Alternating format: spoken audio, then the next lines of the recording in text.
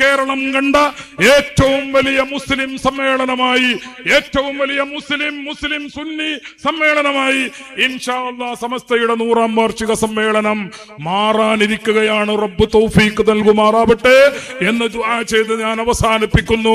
ഒരു കാര്യം കൂടി ഞാൻ സൂചിപ്പിച്ചു കൊള്ളട്ടെ.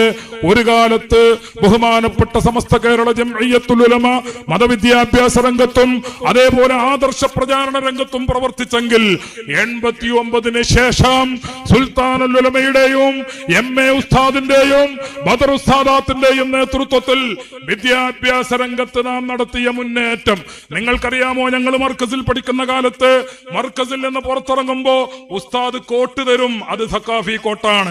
ഉസ്താദ് സനദ് തരും, അത് സക്കാഫിയുടെ സനദാണ്, ഇൽമിന്റെ സനദാണ്.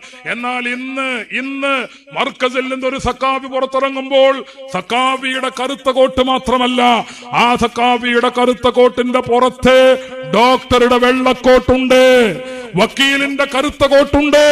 ഇങ്ങനെ വ്യത്യസ്തങ്ങളായ കോട്ടുകൾ ഒരു കാലത്ത് സഖാഫികളായി പുറത്തിറങ്ങിയെങ്കിൽ, സയദികളായി പുറത്തിറങ്ങിയെങ്കിൽ, അഹ്സനിമാരായി പുറത്തിറങ്ങിയെങ്കിൽ, ബഹുമാനപ്പെട്ട സമസ്ത കേരള ജംഇയ്യത്തുൽ ഉലമയുടെ ഈ കഴിഞ്ഞ പതിറ്റാണ്ടുകളുടെ മുന്നേറ്റത്തിന്റെ ഫലമായി ഇന്ന് സഖാഫികൾക്ക് വക്കീലിന്റെ കോട്ടുണ്ട്, ഇന്ന് സഖാഫികൾക്ക് ഡോക്ടറുടെ കോട്ടുണ്ട്, ഇന്ന് സഖാഫികൾക്ക് സഖാഫി കോട്ടുണ്ട്, ഇന്ന് സഖാഫികൾക്ക് എഞ്ചിനീയറുടെ കോട്ടുണ്ട്.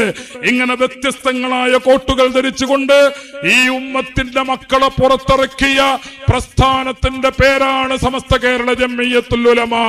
ആ പ്രസ്ഥാനത്തിന് കഴിഞ്ഞ 53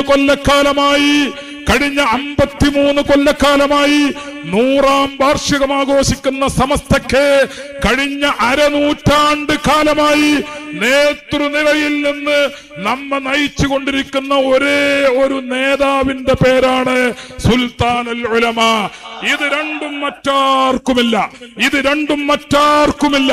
അങ്ങനെ മറ്റാർക്കുമില്ലാത്ത നേതൃ സുഹൃദത്തെ മുന്നിൽ നിർത്തിക്കൊണ്ടാണ് നാം 100ാം വാർഷികം ആഘോഷിക്കുന്നത്.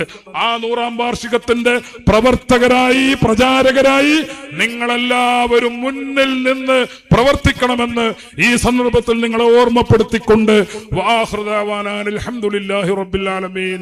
അസ്സലാമു അലൈക്കും വറഹ്മത്തുള്ളാഹി.